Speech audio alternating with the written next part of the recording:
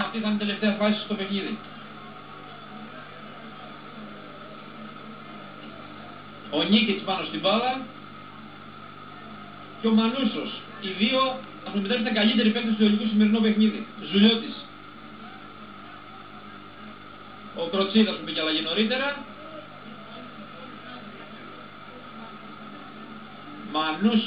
Μανούσος εκεί με Χατζή, θα βγάλει τσέντρο ο Μανούσος. Πέρασε εδώ η μπάλα. Για να δούμε εδώ στη μεγάλη περιοχή το σούτ 1-2. 1-2 εδώ, απίστευτο στο 94. 1-2 στο 94 ο Ιωλικός, αν είναι δυνατόν εδώ. 1-2 στο 94, άσχημη εξέλιξη αυτή για την Παναχαϊκή. Ο Κροτσίδας. 1-2 ο Ιωλικός στο 94, δεν το περίμενε κανείς, Αντρέα. Να λοιπόν που στο ποδόσφαιρο μέχρι το 94 παίζουμε. 1-2 στο 94. Με σκόρερ τον Κροτσίδα που είχε πει αλλαγή νωρίτερα, ψυχρολουσία οπωσδήποτε. Να λοιπόν που στο ποδόσφαιρο, και λήξη. Με τη σέντρα λήξη 1-2, πολύ μεγάλη νίκη του Ιωλικού, να με επιτρέψετε νίκη παραμονής. Βλέπετε πώς πανηγυρίζουν οι παίκτες του Ιωλικού.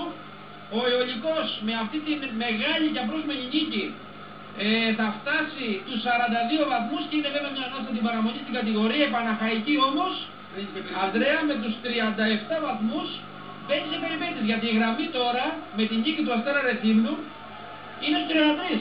Η Παναχαϊκή είναι 4 βαθμούς με τη γραμμή του υποβιβασμού. Και καταλαβαίνω το παιχνίδι της Κυριακής με τη Θεία Λαπατρούς, ο Πόλης Αραβατινός, στην κυριολεξία να το πω θα πέσουν κορμιά, Ανδρέα. Και από την άλλη φίλα της Παναγικής που ήταν η ομάδα του Ιωλικού,